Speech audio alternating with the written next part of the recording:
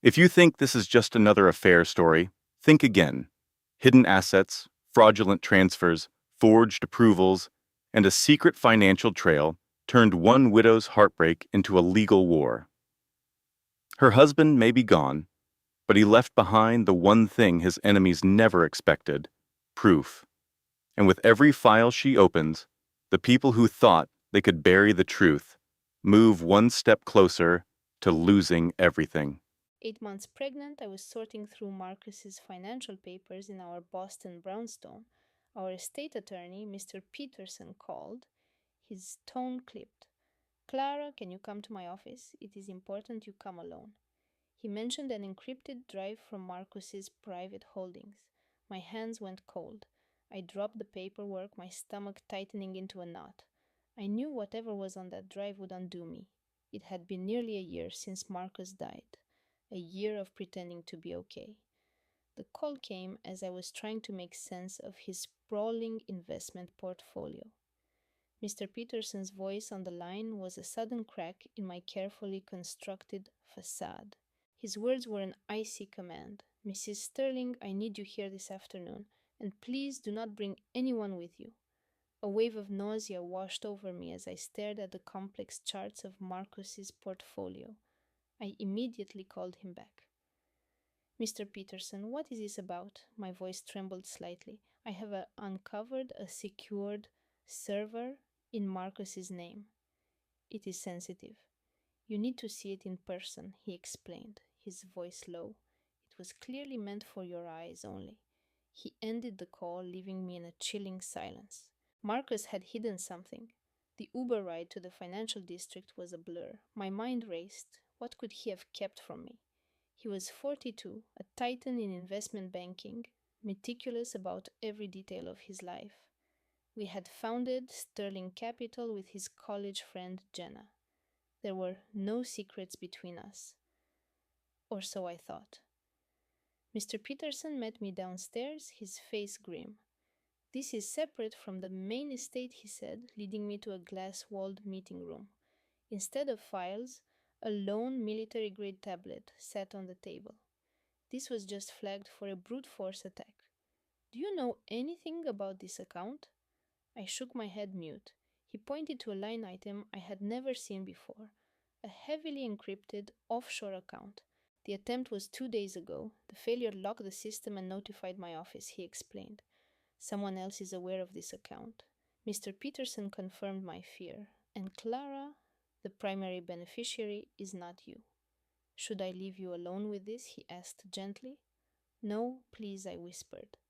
My finger trembled as I swiped to open the file. The account summary loaded, displaying one name as the recipient. Below it, a short message from Marcus appeared. For Clara's eyes, if all else fails. I clicked on the file.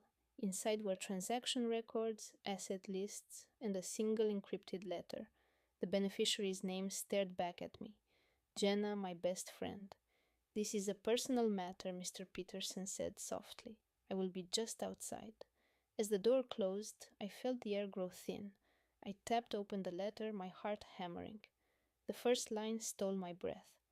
Clara, if you are reading this, I am gone, and Jenna is pregnant with my child. My world fractured. Jenna. My Jenna. It could not be real. Just then my phone buzzed. A text from Jenna. Hey, thinking of you. How is baby proofing the nursery going?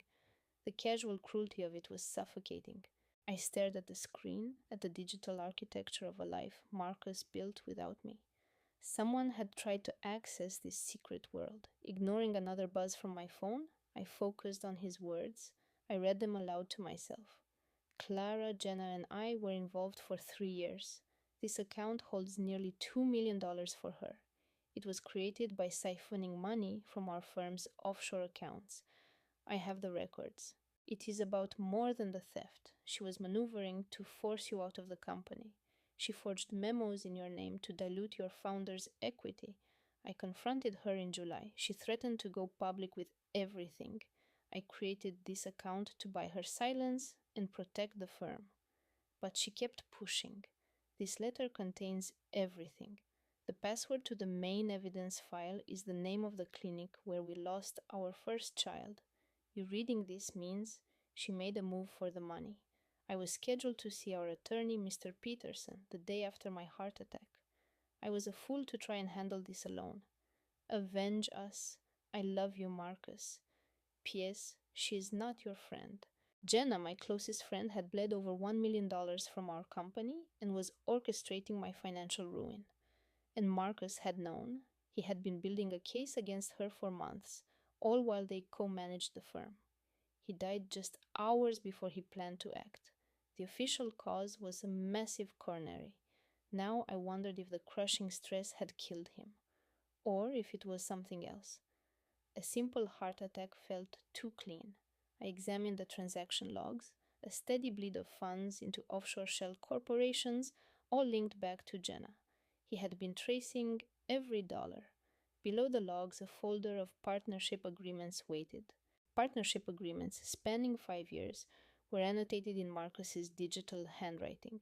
He had highlighted clauses next to Jenna's name, with notes questioning their legality. On the last document, a stark summary. Total embezzled $1.8 million. A file was named for Clara, the full story. Beside it was a scanned receipt for a safe deposit box at a downtown bank I had never heard of. A rap on the door made me jump. Clara, it was Mr. Peterson. Are you okay? I had been in there for over an hour, completely frozen. Just a moment, I managed to say. The server is now completely locked, he informed me from the doorway, but it has been accessed several times this year. He slid his business card across the table. Should this become a legal issue, I have the full server logs, he offered. I nodded numbly. Back in our quiet brownstone, I opened the encrypted file on my laptop. A password field appeared. I entered our wedding date, October 5th, 2017. Access denied. Marcus's words from the letter haunted me. The password is the name of the clinic where we lost our first child, a secret we never spoke of, a pain Jenna could never know. For hours I typed, every failed attempt a fresh jab of grief. By midnight my hands ached, and I was no closer to the truth. The glare of the screen was my only light. I tried every variation I could imagine. New Hope Clinic, denied. Hope Fertility, denied. Boston Women's, denied. I tried the doctor's name, the street name, anything associated with that awful day. Sterling Capital, denied. Beacon Hill, denied. Every guess was a dead end.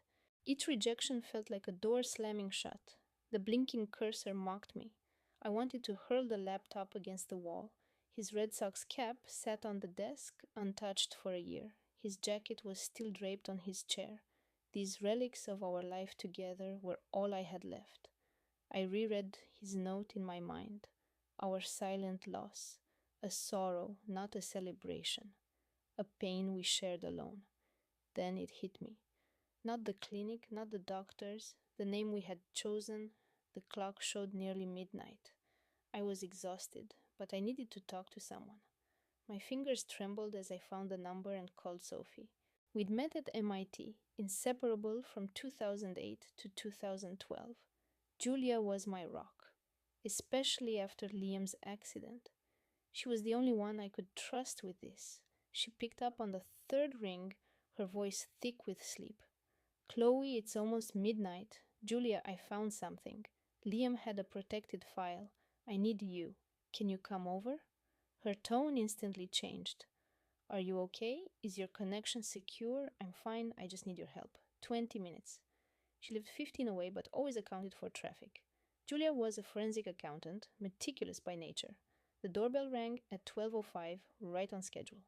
At 41, with her dark hair in a knot, she was divorced, childless, and fiercely loyal. She wore a faded MIT engineer's hoodie. Okay, she said, her eyes sweeping the room as she deadbolted the door. Start from the beginning. I motioned to the encrypted file on the laptop. I showed her the transaction alerts, the unusual payments, and Liam's immaculate financial records. She stared at his cryptic note, her expression unreadable. After a second, her eyes met mine, sharp and direct. Ava? You mean your sister Ava? I could only nod. $920,000 in less than 3 years. Julia exhaled slowly. This wasn't just scheming Chloe. This was a structured attack, a systematic drain on his company. That conniving. Julia stopped herself, a rare display of restraint. I valued her honesty. A hollow, tired sound escaped my lips, not quite a laugh. We sat in silence for a moment, the password hint. Our first secret. What have you tried? I pointed to my list of guesses. She looked over them. Chloe, these are milestones. Your wedding, buying this penthouse, landing the big hotel contract. She tapped the screen. He wrote, secret. What is the one private struggle you two never told anyone? Her gaze softened. Not even me. A weight settled in my chest. Liam only ever spoke about one thing with that kind of reverence. A quiet pain we shared with no one. My family, Ava, and especially Julia. My voice was barely a whisper. I know what it is. Julia leaned in. Tell me. I couldn't say it aloud. Not yet. First, I need to see the proof. She respected the boundary instantly. She was a true ally. Okay, she said softly. Let's follow the money. We moved my notepad and focused on the screen. 3 years of transfers appeared. A perfect ledger of betrayal. Elysian Concepts. March 2021. $8,200. Julia read the first entry. She glanced at me. Was this a real consulting firm? I slowly shook my head. I've never heard of them. For 3 years, it was the same narrative. Elysian Concepts for market outreach. Elysian Concepts for synergy consulting. The recipient was always the same. The descriptions were corporate fluff, and every transfer was just under the $10,000 audit flag. Pure jargon. Julia focused on the name. Elysian. Wasn't that the name of Ava's capstone project at Northeastern? She married Ben in 2019, a year before this started. Julia pulled out her phone and started adding the numbers. The total climbed fast. 200,000, 500,000. She set her phone down. $920,000. Liam was right. My head was spinning. That was over 25,000 a month. For 3 years, our architectural firm models cityscapes. We clear maybe 40,000 monthly from our top client. Julia highlighted a line. What did she do for this money? Nothing. Ava never met a single client. She hardly even came to our holiday parties. Julia clicked on another file. So where did it go? I pointed to an account number, right there. Liam had marked it in red. We read his comment. Act 91 Billy's of a private wealth fund per bank trace, not a business expense. Julia leaned back, her face like stone. She wasn't working. She was robbing you. I nodded, a wave of nausea washing over me. Liam had left a breadcrumb trail. The first note was from August of 2022. It read, Invoice has no source. Check with A. He knew something was wrong back then, but his deep dive began in November. He'd searched the state business registry, nothing for January. By April 2023, he found fabricated contracts. The notes got more urgent. After he confronted Ava in October, giving her until the new year to return the money, his tone turned cold. The final entry was from May 2024. Meeting with Harrison, June 3rd. He had everything. He died on June 1st, 2 days before he was to see his lawyer. The words on the screen swam. He was so close to stopping her. Julia put a hand on my shoulder. He did the hard part for you, Chloe. He delivered the entire case. I just sat there, numb.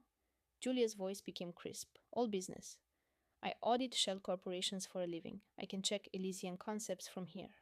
You can do that now? She was already typing. These state databases run 24/7. Tomorrow morning.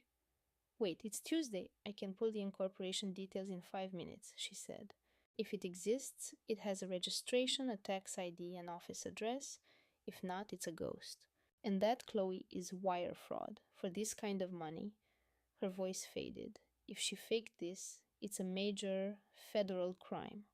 The silence in the room felt suffocating. Chloe, Julia said, tapping the final number. If she did this, she's facing serious time.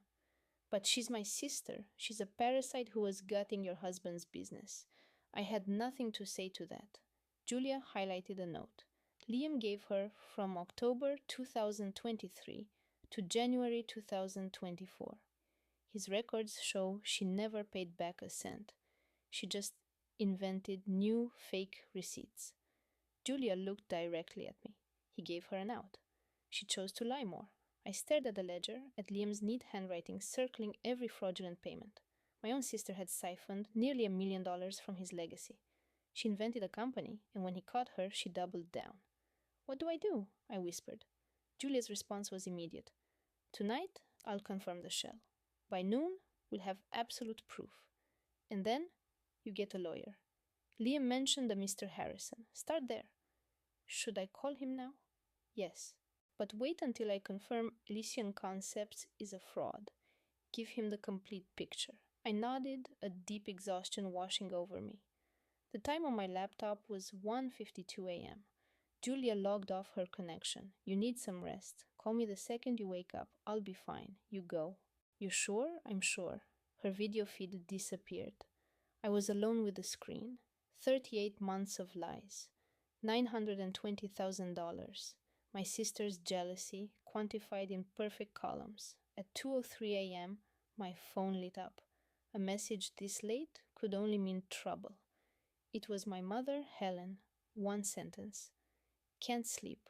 Thinking about you. Did you have a chance to get into Liam's work computer?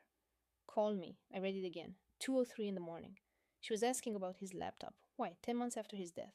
A sudden interest in his work? I didn't reply. I just took a screenshot. A pit of dread formed in my stomach. I got maybe 2 hours of sleep. At 7:30 a.m., my phone rang. My mother. I took a deep breath and answered. Mom. Helen's voice was bright and artificial. Chloe, darling, just wanted to see how you were. It was her first call in a month. She'd been distant since the accident. A wall between us. I always suspected she blamed me for not seeing his pain, for not being able to save him. How are you managing? Helen asked. The firm is okay. The entire conversation felt scripted and hollow. Then came the real question. Have you had a chance to organize Liam's work computer? His company files. A silent alarm went off in my mind. Why do you ask? Helen paused for just a second too long. It's been 10 months. Sometimes organizing helps with healing. I've started to look through a few things, I said, choosing my words. Her tone became more pointed. The company finances or just his personal folders? Both. Is there anything specific I should look out for? Another long pause. No, Helen said, it's just, if you find anything odd, any weird payments, you should probably ask Ava first. She always had such a good head for that stuff. My hand tightened around the phone. You want me to ask Ava about Liam's business accounts? She was his brand strategist. She could spot a fake invoice from a mile away. My mother was steering me toward a specific conclusion, for a specific reason. What was she protecting? I'll keep that in mind, I said, my voice empty. Perfect, I have to go. We'll talk soon. The line went dead. No warmth, just a mechanical click. I stood motionless, phone in my hand. The coincidence was impossible. A text at 2 a.m., a call at 7:30 a.m., both about Liam's files. Was someone feeding her lines?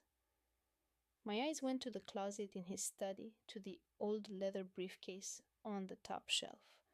The right latch was unclasped, not fully secured like he always kept it. When did I last open that? I couldn't remember. Maybe last year for some tax documents, or was that the year before? I checked the apartment door, no sign of forced entry, but anyone with the building's access code could have come in. Family had the code. Ava had been here countless times. She knew the layout, our habits, the private elevator key. Liam had complained the briefcase latch was stuck a month ago, around late October. I had my prenatal checkups 2 or 3 times a week. The penthouse was empty from 3 to 7 p.m. on those afternoons, plenty of time for a visitor. At 9:30 that morning, a text from Ava appeared. Hey you, just thinking of you. Miss our chats. We should grab brunch soon. Her bubbly tone felt like a slap in the face. Our last meaningful conversation had been at his funeral 9 months ago. We used to be so close. Ava was 5 years younger, 34 to my 39, the adored baby of the family. She married a nice, quiet software engineer, Ben, in 2016. No children. They had a condo on the waterfront. She'd been Liam's brand strategist since 2018, a title I now realized was pure invention. I reread the message. The coordination was obvious. A call from my brother in law at 8, then Lara's text at 9. Mark hadn't called in weeks. Now suddenly a text from Lara follows. They were in sync. Worried I was onto them. Of course, I typed. Friday at the gallery sounds great. I needed to see her lie. Her reply was instant. Fantastic, so excited. The fake cheer was nauseating. I put the phone down. She didn't know I'd cracked Daniel's tablet or the file on the $900,000 she'd moved. I'd play the grieving widow. At 10, my lawyer called. I'm looking at Phoenix Development Group. It was registered just before Lara joined Daniel's project. My stomach tightened. It's registered only to her, Lara Hayes. No staff, just a mail drop in Evanston. It's a phantom company, Chloe, used to siphon funds from the firm. This was all planned. She had it ready before the project even launched. It was a long con. A silence hung on the line as I stared out at the Chicago skyline. What now? I asked. I need to contact that auditor Daniel was meeting. Want me there? Not yet, I said. I hung up and opened the encrypted file. Phoenix Tower. Over $1 million funneled out. Daniel's audit was set for May 10th. His car crashed May 8th. Later that week, I saw Lara enter the gallery, her smile perfectly crafted. I'd arrived early to watch her come in. The event was packed. The room buzzed with architects and clients, the air filled with quiet conversation and the clink of glasses. I wanted to catch Lara off guard. Just before 7, she appeared, a sleek new purse tucked under her arm. Was the purse from her salary or Daniel's stolen million? Her blonde hair was sharp, her suit impeccably tailored. She looked like a woman with no secrets. Her smile was a practice performance as she gave me a cold hug. You look tired, she said, studying my face. Getting any sleep? It's been hard, I replied. We found a quiet corner. She ordered champagne. I asked for water. How are you holding up? She asked. Surviving, I said. The estate is a lot of work. She nodded, her sympathy rehearsed. Keeping busy helps. We made small talk about the unpredictable Chicago spring and firm gossip. She invited me to a dinner at her penthouse. I'll think about it, I said. She leaned in. The partners are worried. They said you've been ignoring their calls. Grief has its own schedule, Lara, I said flatly. She touched my hand. I just worry about you in that big Lincoln Park house, alone. If you sell, we know buyers. A new condo would be a fresh start. Was she trying to get me away from Daniel's office? I'm not ready for that, I said. Annoyance flashed in her eyes before she recovered. I shifted the conversation. I had a question about the Phoenix Tower project you ran for Daniel. You were the project lead, right? For a while, she said coolly, swirling her champagne.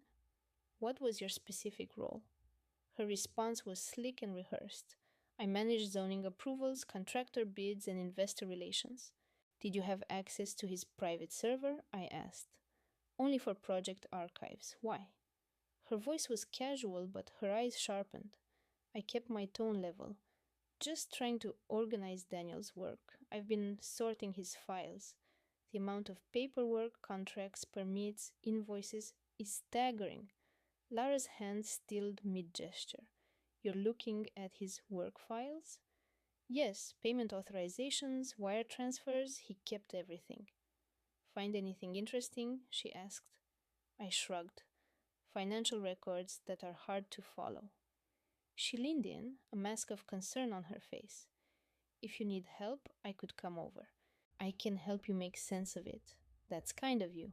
No, Chloe, I insist, she said. Some of those contractor payments look odd without context. I'd hate for you to misunderstand and worry, she said. Asterisk, misunderstand asterisk.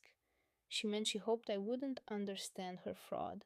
I'll remember that, I replied, changing the subject. Speaking of the house, the server in Daniel's office crashed. Lara's eyes flickered. The server? Is that serious? Not really. The IT guy said the network cable was severed. Looked intentional. Oh, she said, sipping her drink. Old wiring, probably. Maybe, I said. But the strange part was, the floorboards near the server rack were scuffed up badly. Lara set her glass down very carefully. Did you do it? No, I haven't been in there. Her smile faltered. Daniel must have. The logs show a remote access attempt that lasted for 3 hours last month. The tech knew the exact time. How odd. I watched the alarm flash across her face before she hid it. Did he find anything else? She asked. He found scratches on the server's casing, like someone tried to force a port open with a screwdriver. Lara's face went blank. That's awful. Was it a burglar? I don't know. The house alarm never went off.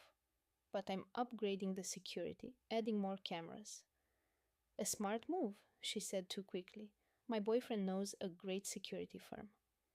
I'll check it out. We talked about other things, but the conversation was dead. Her guilt was obvious. The way she froze when I mentioned the files, her vague job description, her quick offer to help, to control the narrative, the warning to not misunderstand, the shock about the server damage, her eagerness to recommend security installers so she'd know where the new cameras were. She wanted what was on that server. She tried to break in. She was in my house. By 9:40 we were finished. I paid for our drinks. She barely protested. We left and stepped into the cool Chicago night.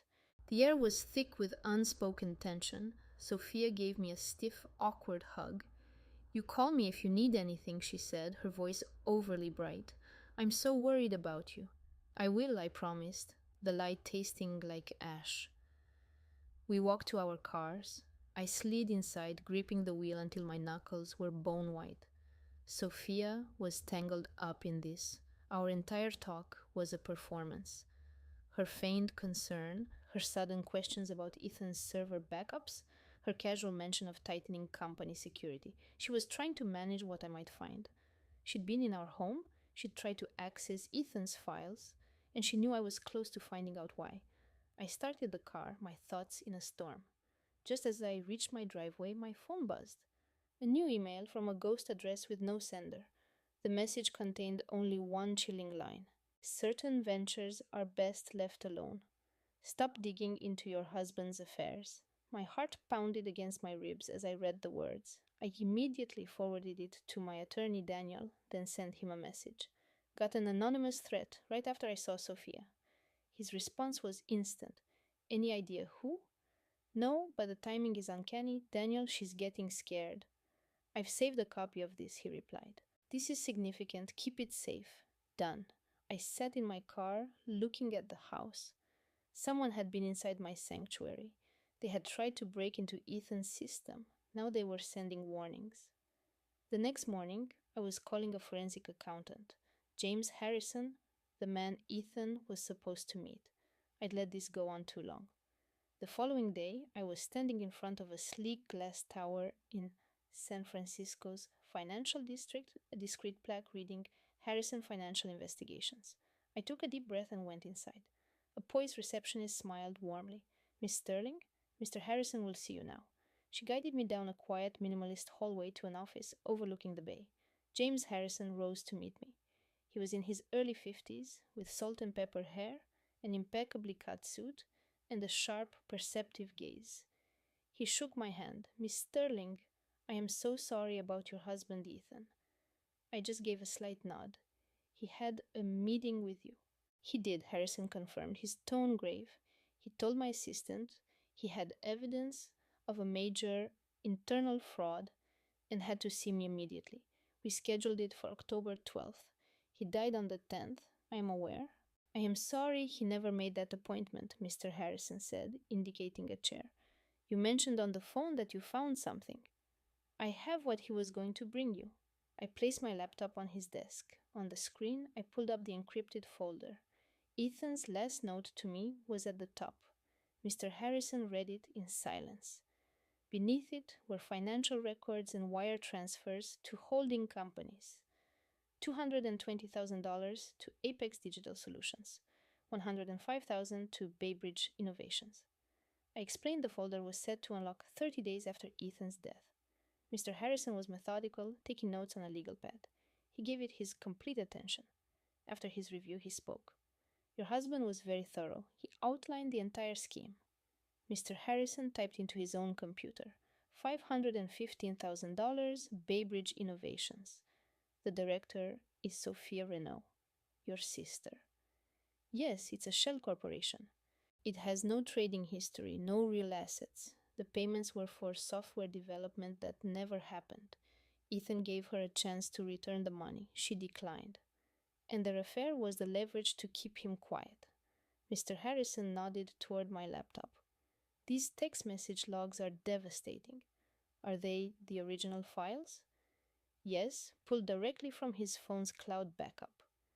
Mr. Harrison stippled his fingers. This is your situation. You have powerful evidence. The bank statements prove the theft. The texts show he intended to expose her. So what is the issue? Sophia will claim the funds were a gift between lovers, that this is a fabrication by a grieving pregnant wife. Without the falsified invoices, it becomes her word against a man who can no longer speak. A cold dread washed over me.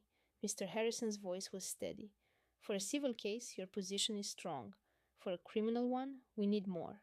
The texts mention fake contracts and project reports. That is the key. Otherwise, she can claim Ethan was confused, that the funds were for undocumented freelance work. These family cases get messy. You require irrefutable proof. So without those documents, I have nothing. You have an uphill battle. She might walk away clean.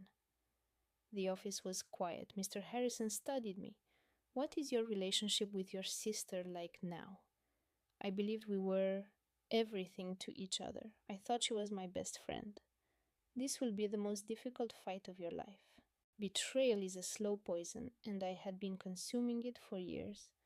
Are you prepared for this? I could still see Sophia's hand on my growing belly at the charity dinner, her eyes filled with crocodile tears. She was involved with my husband while bleeding our company dry. She didn't just covet our wealth, she coveted my entire life. I am ready, Daniel said, his voice resolute. We can't tie her to Ethan's sailing accident. But with this evidence, we can prove wire fraud. It's a federal offense. She will face prison time. For how many years? It could be as much as a decade. The words hung in the air. I showed Daniel a message from Sophia. She sent this after I asked about a cost overrun on the Phoenix project. He read her thinly veiled threat, his jaw tightening. This came from her number? The timing is too perfect to be a coincidence. He returned my phone. This accelerates things. She knows you are suspicious. She will start destroying files. So what do I do now? Find that master drive. Ethan told you it contained everything. Look for hidden data, a clue that only you would recognize. I nodded. The moment I get it, I'm calling you. We will take her down. Good, Daniel said, his gaze intense. And one last thing. Do not engage with her. Don't call, don't text. From this point on, your silence is your greatest advantage. I understand. He stood and shook my hand. The case is almost solid, but we need that final proof to proceed, he said, his handshake firm. Thank you, Mr. Thorne. Please call me Daniel, and Chloe, your husband did all the groundwork. He built this entire case. We are just here to finish it. In my car, I stared at my laptop. Daniel's words echoing in my mind. A clue only you would recognize. There was only one private passion Ethan and I truly shared, our digital catalog of the art we collected. The code name was for his favorite piece, Golden Gate Nocturne. That evening, I was in Ethan's study. If he said the key was in our shared passion, the clue had to be here. I looked past the business awards and tech manuals. My gaze settled on the framed print of the Golden Gate Nocturne, the first major piece we bought together. I took it off the wall and felt along the back. A tiny, almost invisible switch was embedded in the frame. I flicked it, and a small concealed slot opened. Inside was a single high-security flash drive. A small label was affixed to it with Ethan's handwriting, Nocturne Master Files. My heart was a drum against my ribs, a second physical layer of security. He must have kept this completely separate from their company network. It was his insurance policy. If Sophia ever breached their servers, He needed something she could never access. A physical key was brilliant. I immediately phoned my sister, Maya. I have it, a physical drive. What? A drive with what? Hidden in the frame of his nocturne print. The password has to be Golden Gate Nocturne. I'm on my way over. We will look at this together. But it is so late, are you sure? It's a password, Chloe, not a landmine. Get the coffee ready. I'm coming. 20 minutes later, Maya was at my door, her expression a mix of concern and resolve. She passed me a hot mug. You look like you are running on fumes. I am. I can see that. Let's find out what that viper was hiding. We stood at my kitchen counter, the lights of San Francisco twinkling below. The stunning view was a bitter contrast to the treachery on the screen. I launched the decryption program. A prompt appeared requesting the master key. I typed Golden Gate Nocturne. The encrypted drive mounted. It was an archive of her deception, invoices she had created, fake email conversations between Ethan and non existent suppliers, and a detailed spreadsheet tracing every last dollar she had stolen. It was all laid out. Her lies were exposed. This was a blueprint of her betrayal. I scrolled through the data, a cold sickness spreading through me. Maya rested a hand on my arm. Oh, Chloe, I am so terribly sorry. The fraud stretched back nearly 2 years, 24 months of calculated deceit. I took a shaky breath. When did he learn the truth? I checked the file properties, last modified October 2nd, the day before the sailing trip. Ethan knew. He was preparing to expose her. He knew, I said in a whisper. He knew everything she did. The last item in the box was a letter addressed to my husband, Alex. All the documentation is here, it said. I'm ready to move forward. The betrayal was stark. I navigated to his private server, 93177, and the files loaded. His digital life was meticulously ordered. The only noise was the distant Seattle rain and the hum of the refrigerator. We huddled over the laptop. Folder C, document 104. My sister Jenna and I faced the password field, a simple lock. The code from the letter worked. My hand shook as I clicked enter. Jenna gripped my shoulder. We can handle this, Chloe, whatever it is. I couldn't speak, just nodding. I pressed the key. The folder opened. I double-clicked, and a list of files appeared, the sound echoing in the quiet condo. It felt like an eternity. The directory was small, just a few documents, mostly financial records. 4 main documents were at the top, organized with Alex's typical precision. The first was named Sterling Properties Fake Commissions. The second was labeled Digital Communications Forensics. The third was Cash Flow Diversion Analysis. The fourth was Chloe, read this first. Jenna let out a shaky breath. He left a map. That last one is for me. We'll start there. We opened the file. It felt like a violation of his memory. I needed to see Alex's final words to me. I had to understand what he wanted me to do. I clicked the file, my heart pounding, before we examined anything else. We sat in the dim living room as a thick Pacific fog enveloped the Space Needle, blurring the city lights. I focused on the glowing screen. I opened the fourth file. It loaded instantly. It had 3 parts: a link to Alex's private architectural journal, the icon familiar. It was the software I got him for our 3rd anniversary. A second link led to a secure drive, simply labeled The Record. Same code. And the final folder was titled Withdrawals from Chloe's Inheritance. Jenna pointed to the journal. That's his private diary. He wanted you to see his side of it before you saw the facts. I clicked it, my hand unsteady. Alex's words filled the screen. The entry was dated May 10th, 2023. It said, something felt off today. A commission payment for Sterling Properties came through for $82,000. When I asked Sarah about it, her answer was full of industry jargon that made no sense. I'm flagging this for review. May of 2023. Alex knew something was wrong more than a year before he died. I looked at Jenna, my lungs tight. He was already looking into her. We stood there in the quiet room, the city a muted glow as I read his journal out loud. May 10th, 2023. Saw a strange payment to Sterling Properties, 82 grand for client acquisition services. I asked Sarah what that meant. She started talking about networking leverage and brand synergy. It sounded slick. But I don't remember her being part of that deal. I'm keeping an eye on it. August 15th, 2023. Two more payments to Sterling have been processed. The total is now over $300,000. I confronted Sarah and demanded a full accounting. Which clients, which deals, the exact commissions.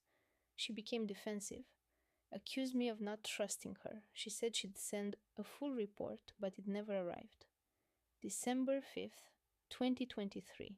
I looked up Sterling Properties on the state business portal. It was founded in 2021. The only listed agent is Sarah Jenkins. There are no other partners. The address is a post office box in Bellevue. The company is a shell. She's been stealing from our firm. I had to hang up. The banker's voice was a monotone hum. July 2022. That's when it began, long before I was even pregnant. My hand was unsteady as I clicked through the account history. February 2023. I looked over the last 2 years of our joint accounts. Nearly $400,000 transferred to Monarch Investments since late 2021. I made some quiet calls to my contacts in finance. No one knew of David's company. The investments were a fiction. It was theft. May 2023. The cover up. David came to my office, his expression one of deep worry. He showed me a series of invoices, supposedly signed off by my own office manager, authorizing payments to an unknown firm. He claimed he found the errors during an audit. He said it was shocking, but the evidence was clear. I looked at the documents. It was my manager's name, her digital signature, but I trust my people. This isn't right. The moment David left, I checked the server access logs. The authorizations came from IP address 172.16.10.40. That IP is registered to David's personal laptop. I know because I helped Julia set up their home network. My office IPs are on a different system entirely. David forged the papers. He tried to frame my manager for the crime he was committing. He wasn't just stealing from our marriage, he was trying to destroy someone's career to save himself. A bitter wave of nausea hit me. I couldn't keep looking. My hands were shaking too much to control the trackpad. David's voice was a slick poison. He wanted her to believe her own staff was betraying her. My voice was a raw whisper, and Julia never noticed anything. She just let it happen. I brushed away a tear and made myself continue. August 2023.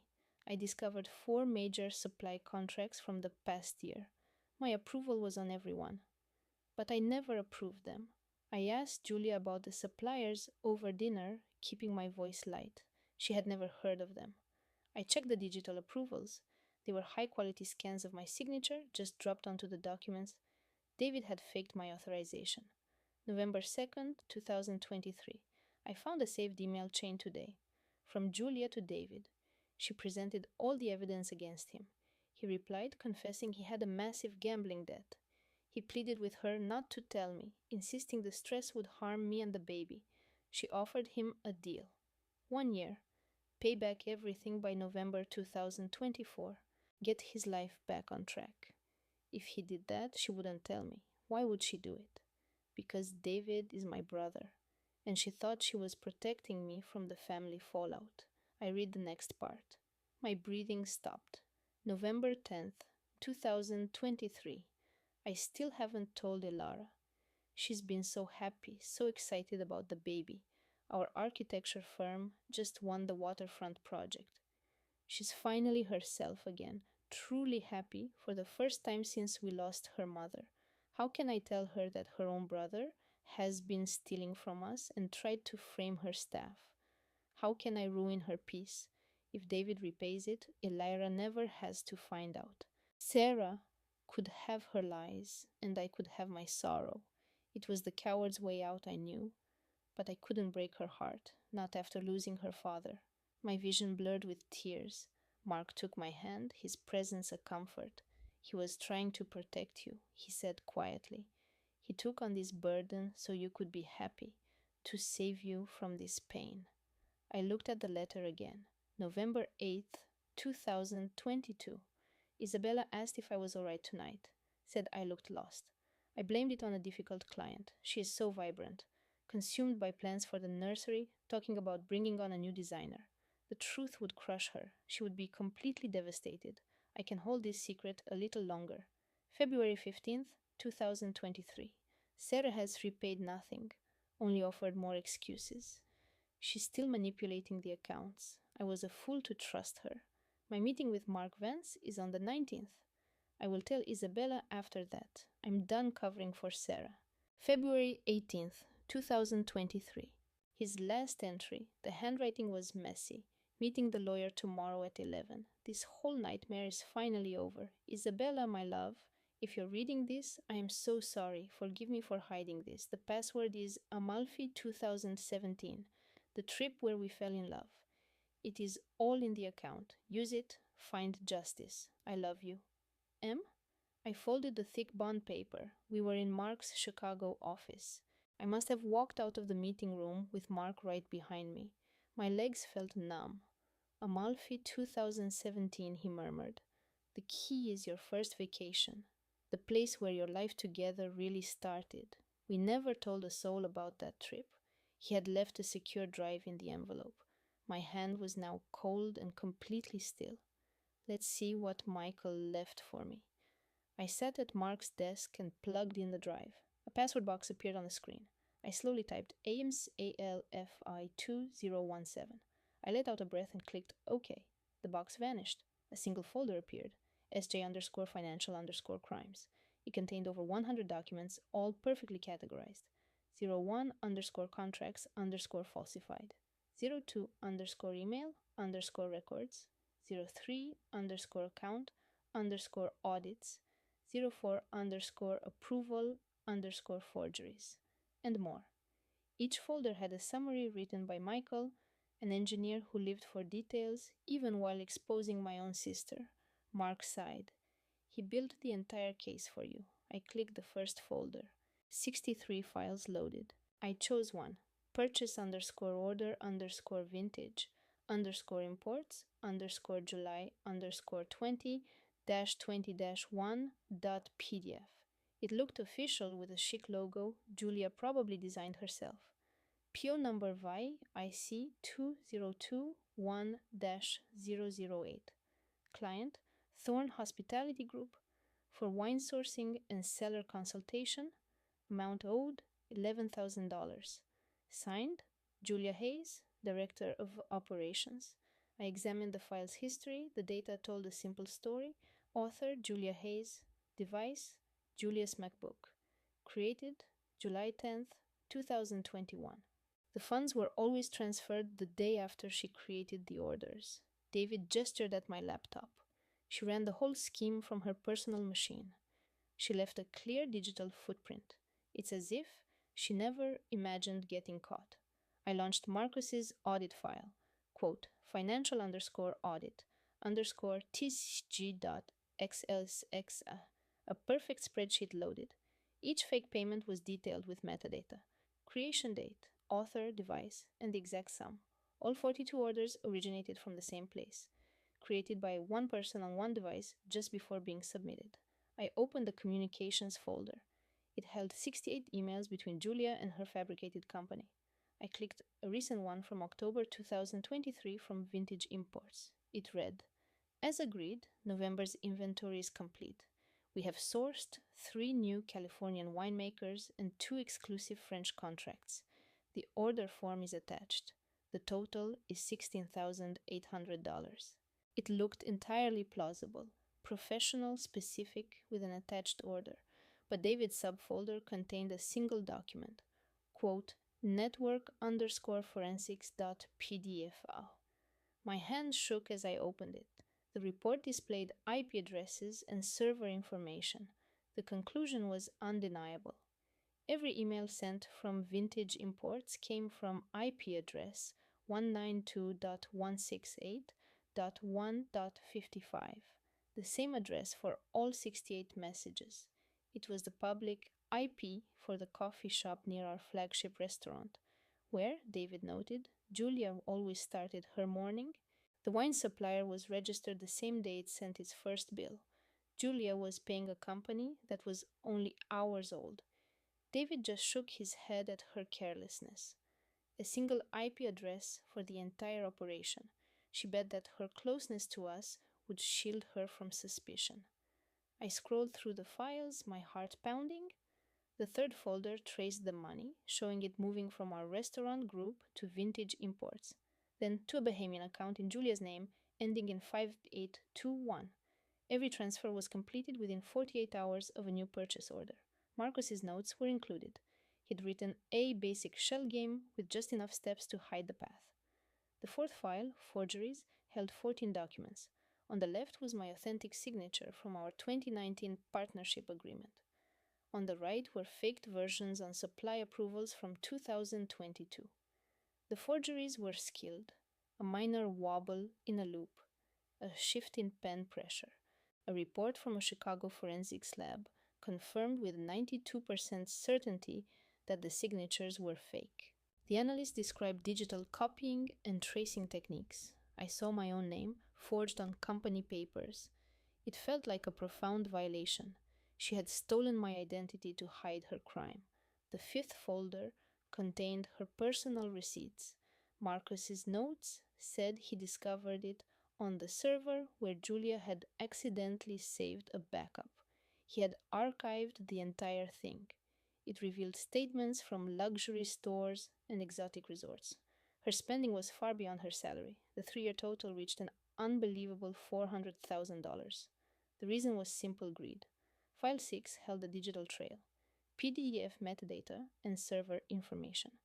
Every fraudulent order was made on Julia's laptop. She even used her own credit card to register the fake company's website in 2021. All messages to the sham supplier were forwarded to her personal email. The final file, number 7, was titled Statement. It was a single audio file, empty underscore final underscore memo underscore Jan underscore 2, 2 underscore 2024.m4a. My hand hovered over the mouse. David asked gently, "Do you want a moment?" "No," I whispered. "Please don't go." I clicked play. Marcus's voice filled the silent office. I imagined him in his study recording this late one evening. The file was dated January 22nd, 2024, the day before the car accident. I pressed play. Marcus's calm voice cut through the stillness. "This is Marcus Thorne. It's January 22nd. I'm making this recording as a failsafe. Julia Hayes has embezzled over $400,000 from our company using a phantom wine supplier. I have absolute proof on this drive." She also forged Ilara's signature on 14 purchase orders to conceal the payments. Forensic analysis verifies the forgeries originated from her laptop. I confronted her back in November. She insisted she was having severe financial problems. I gave her until January to begin repayment. She hasn't paid back a cent. She has created more fake documents since then. I held off on involving the police because she's Ilara's best friend. I hope to handle this discreetly. I see now how foolish that was. She deserves no such protection. I have a meeting with our lawyer, David Chen, tomorrow morning. If anything happens to me, Elara, if you're hearing this, use all of this. Make her answer for it. The recording ended. The only noise was the low hum of Chicago traffic below. My phone vibrated on the desk. A message from an unknown number. "I heard you met with David. We have to talk. Don't do anything reckless. Jay." It was Julia. David saw the message on my screen. "She's getting desperate," he said. I took a screenshot. More evidence for the file. "What's your next move?" he asked. "I'm going home. I'll be waiting for her there." The doorbell rang at 4 p.m. that afternoon. The security camera showed Julia on my porch holding 2 large juices. Her silver Audi was parked at the curb. She had on a silk blouse and sunglasses pushed into her hair. The designer purse she loved was slung over her arm. One juice was her standard green detox. The other was probably a smoothie for me for the baby. She smiled up at the camera, holding up the cups like a truce, and rang the bell again. I saved the footage, took a deep breath, and swung the door open. "Ilara!" Her voice was like warm honey. I hope this isn't a bad time. I was in the neighborhood and had to see how you were. You went quiet on me after we last spoke, and I started to worry. She swept past me, placing the drinks on the console table before giving me a hug that smelled of a very expensive floral perfume. I returned the hug, my face impassive as I closed the door. I'm fine, I replied, taking the juice she offered. Just overwhelmed, getting the nursery done and prepping the restaurants for my maternity leave. I can only imagine. She followed me to the living room and settled onto the sofa. That's why I stopped by. I was just thinking what a horrible year it's been. Losing Marcus, the pressure of the business, trying to sort out his entire estate. I sat opposite her, taking a small sip. It was lukewarm. Elara, can I be totally honest? She leaned forward, her eyes wide with feigned earnestness. I'm worried about you. I feel like you're not seeing the full picture, and I think Marcus left things in more of a tangle than you realize. What are you talking about?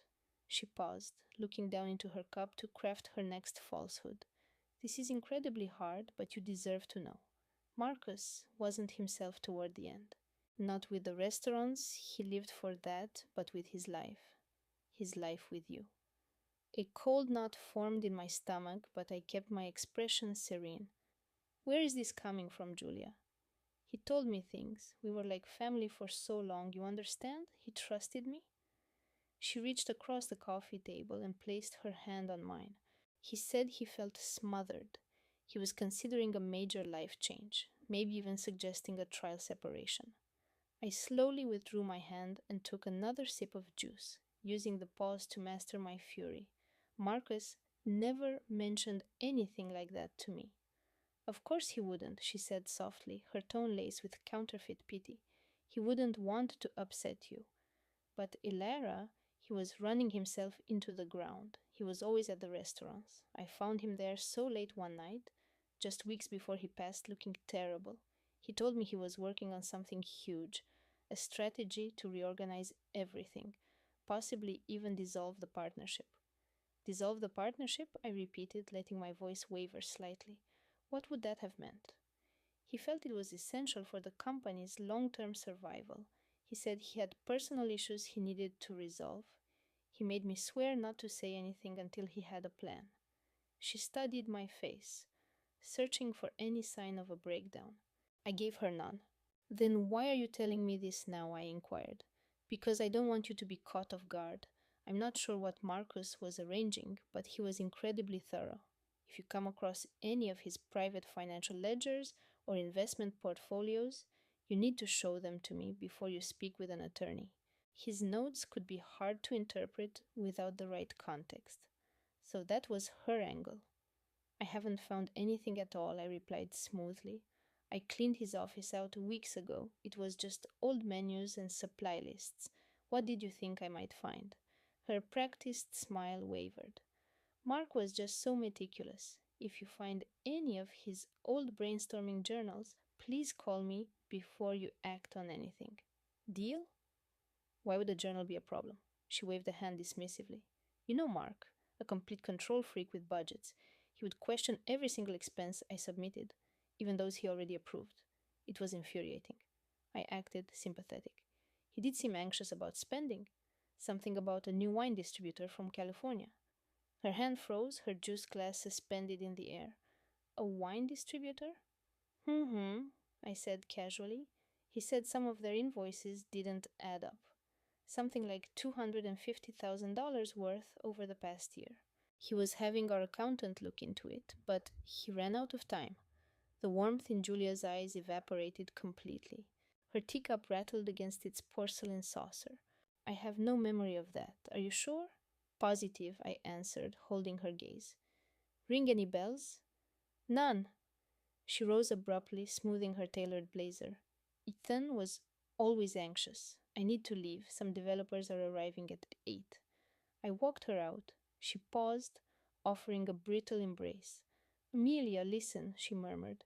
For the company, for Ethan's memory, stop searching his files. You won't like the truth. I'm trying to shield you. From what exactly? Her composure cracked, a flash of panic in her eyes. From needless pain. She hurried to her Tesla and sped off. I locked the door and dialed Liam. He answered on the first ring. Liam, I have it, I said quietly. The secure drive, the forged contracts, the offshore statements, everything.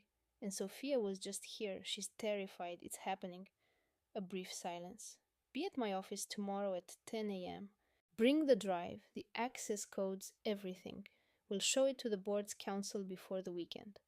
I'll be there. Good. And Amelia, no more contact with Sophia. Got it? Perfectly. I ended the call and erased the security footage of her visit. At 10 tomorrow, I will give Ethan's brother proof of an $800,000 fraud. My late husband's partner is about to lose it all. The intercom buzzes at 11 on Tuesday, just before my meeting. A premium courier appears on the screen, a crisp legal mailer in hand. I let him up, sign for the delivery, and take the envelope. The return address is a law firm on State Street I've never heard of. I bolt the door, take a picture of the sealed package, then slice it open. Inside are 3 sheets of heavy crested legal paper. I leaned on the kitchen island to read. The heading was stark: demand to cease and desist and return of proprietary assets. My name was below, followed by paragraphs of legal jargon. The firm represented Miss Sophia Chen regarding the Boston Heritage Hotel Group.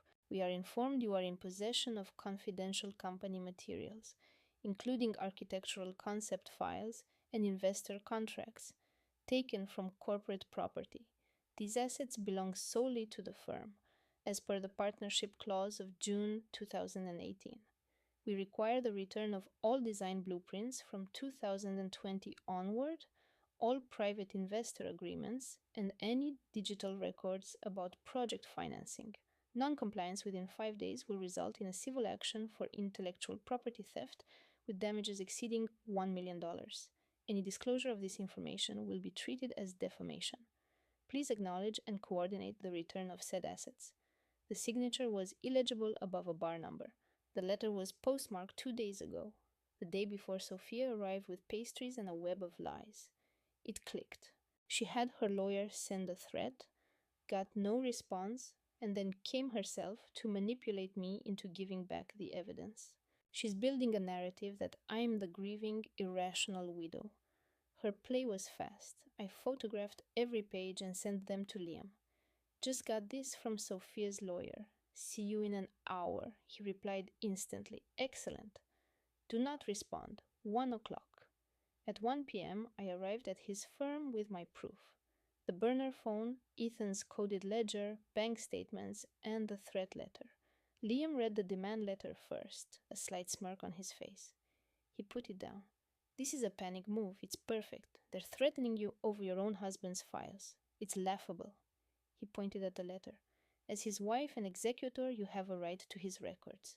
More importantly, criminal evidence has no protection. You can't use corporate privilege to hide a felony, and you can't defame someone with facts. This is just to frighten you. So what's next? We let them sweat. He passed a secure tablet to me, and I logged into the drive. Let's examine what Ethan gathered. For the next hour, Liam dissected the texts, cross-checked the ledger, and linked fake invoices to a shadow account Ethan had tracked. He stopped at one entry, making a note. Your husband was meticulous. He knew she'd try to delete it all. She would have, I whispered. Liam closed the ledger. This case is airtight. We're looking at multiple felonies: grand theft, wire fraud, conspiracy for signing Ethan's name on financial guarantees, and tax fraud. The words hung in the quiet office. How much prison time could she get? He met my eyes. With this proof, 10 years is not off the table. Maybe probation with full restitution, but that's unlikely. If she's convicted on all counts, it's 7 to 12 years. Sophia's entire world erased. I thought I'd feel triumphant, but I just felt tired. She was like a sister once. Liam must have noticed my expression. He closed his laptop and folded his hands. Amelia, there's one more thing. He opened the file and slid a document toward me. This is a title from the Suffolk County Registry. Sophia co-owns her Back Bay brownstone with her husband. That's expected. This isn't. He tapped the page. A Shell, LLC, South Carolina. Properties was created on June 10th, 2024. Weeks after Ethan's accident, SC Properties owns a penthouse condo in the Seaport District. Unit 52A, bought on August 1st for $4.1 million, paid in a series of wire transfers. He let that sink in. Over $4 million funneled to a ghost LLC while you were arranging a funeral. I couldn't breathe. She bought a secret penthouse. Precisely. And it gets worse. She used our firm's capital to buy it. A massive condo, purchased with money embezzled from your company. He displayed renderings on a large screen, a gorgeous apartment with panoramic harbor views, a private rooftop deck. Her signature is the only one here, listing her as the LLC's sole officer. She left a flawless trail. Can we recover the funds? Absolutely. Massachusetts asset forfeiture laws are strict in fraud cases. It will be our primary condition. The 4.1 million she took, the forfeiture of her company shares, and the penthouse title transferred to you. She will be left with nothing. The firm, the cash, and the home she bought. With my husband's legacy, it will all be yours. I stared at the pictures, a castle in the sky, bought with the life she helped ruin. When do we make the offer? I asked. Tomorrow, he answered.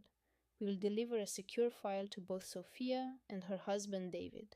It will include a draft of the federal indictment, which we will not file yet. If she meets our demands in 48 hours, it disappears. If not, the U.S. attorney gets the file. If she accepts, she dissolves the LLC, signs over the condo, repays the money, and agrees to a lifetime no contact order. In exchange, we don't pursue criminal charges. She has to accept. Is this or federal prison? I imagine Sophia seeing that email, her entire fabricated life imploding. I wanted to feel joy, but I was just numb. Do it, I murmured. Liam nodded.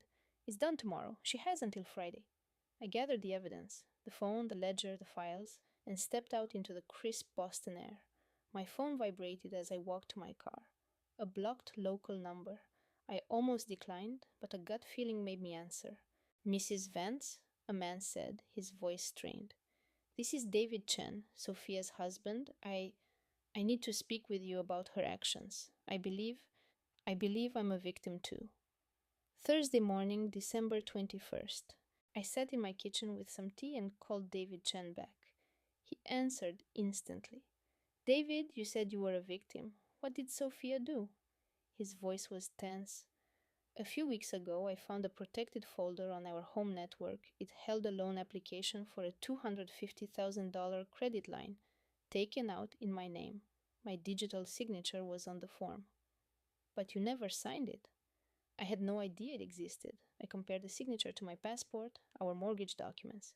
It was an expert forgery, almost identical, but it wasn't mine. The way the D was formed, the tail on the N. She forged it. I shut my eyes. David, I'm so sorry. I've already left the house. Then your lawyer's office called about a seaport property. I was stunned. She never told me. She hid it in an LLC. Massachusetts is a community property state. By law, half of that condo is yours. That's my point. I didn't know it was real until a paralegal called about seizing assets. He took a ragged breath. Mrs. Vance, Amelia, I'm calling to tell you I will be your primary witness. In a courtroom, a deposition, whatever is needed. She committed identity theft against me. She built our marriage on lies, and I was too foolish to see it. Thank you, David. I should have seen the signs, the constant investor meetings, the lavish gifts from anonymous backers, the way he'd brush me off when I asked about the new restaurant finances. I suppose I just trusted him. I'm done with that now. I patched Mr. Grant into the conference call. His voice was calm and professional. Mrs. Hayes, could you come to my office later today?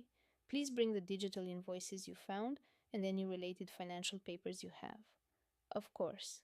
3 o'clock. Perfect. I will see you then. At 3 p.m., Chloe Hayes entered the meeting room holding a tablet, looking completely drained. She was in her 30s, in a stylish dress that now seemed to hang off her. A food blogger, a woman who thrived on details. She opened her tablet and showed the documents to Mr. Grant. An invoice from last October with her husband Liam's forged digital signature on the approval line. Mr. Grant examined it, then pulled up an authentic one Chloe had. He gave a grim nod. It's the exact same method he used on the catering contracts. He copied a clean signature and pasted it as an image onto the document. The file format hides the layering from the average user, but a digital forensics expert would see it right away. She wanted the cash flow close to 20,000 a month. She probably sold it as an investment in some exclusive supplier. The statements were routed to a ghost email address you'd never see, and she used that money to secure her new condo. Chloe's knuckles went white as she gripped the table. If this goes to a hearing, will I have to be there? Yes. But first, would you be available for a preliminary deposition? Maybe next week. I'll be there. She has to pay for what she did. To Liam, to me, to our child. After the lawyer hangs up, Daniel looks at me. This text exchange destroys her entire narrative. It proves this was all premeditated. The embezzlement wasn't a single poor choice. It was her entire business plan. I just nod, feeling hollow. The woman I thought of as a friend didn't just embezzle from us. She methodically planned to ruin the man who gave her a career. That evening, around 9 o'clock, the intercom buzzes. The lobby camera shows Eleanor, Liam's mother, clutching the same pearl necklace she wore at our wedding. Her hands are shaking as she buzzes a second time. I let her up. Eleanor, I have to speak with you. We sit at the island in my kitchen, the stage for so many family dramas. I make her a cup of tea that she ignores. She keeps her coat on. Isabella called me. She was in hysterics. She said you hired some cutthroat lawyer, that you're spreading vicious rumors, that you're trying to destroy the restaurant. Did she happen to mention what she did? She claimed it was a business disagreement, that Liam was careless with the accounting, that her consulting payments were all approved. That is what she is telling people.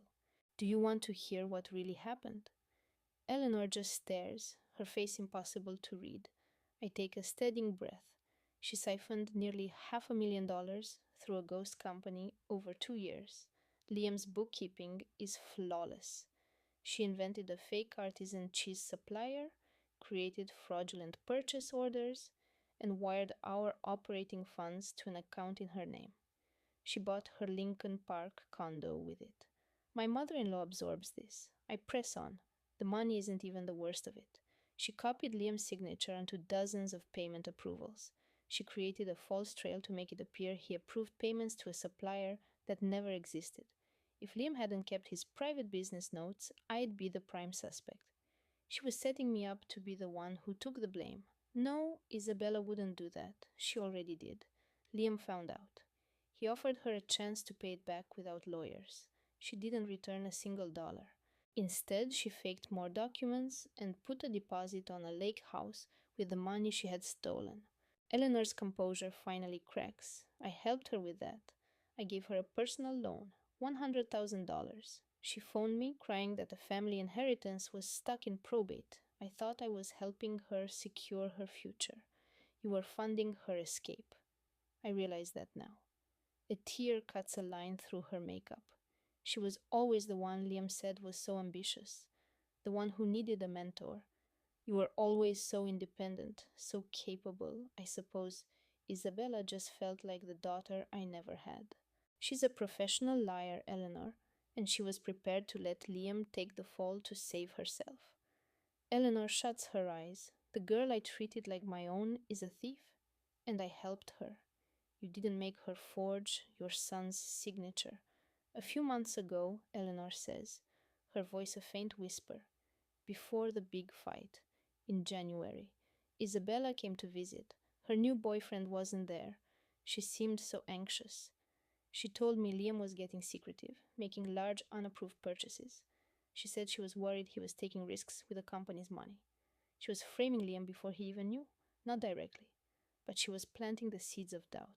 She told me if Chloe ever asks about odd expenses, tell her it's a surprise project. I'll handle it. We can't let her get stressed in her condition. She was crafting her alibi. Any concerns I might have, she would explain away as a mistake made by my secretive husband. That's why I called you that day. I was concerned about the business. I thought I was being a supportive mother-in-law, but I was just a pawn in her game. A thick silence settled in the kitchen. Then Eleanor's voice, suddenly sharp, broke it. What do you need from me? The complete truth. A sworn statement about the loan and about what she said regarding Liam that afternoon.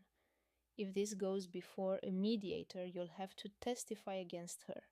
I treated her like a daughter, and I am carrying your grandchild. Eleanor looked down at her hands for a very long time. When she looked up, her eyes were like chips of ice.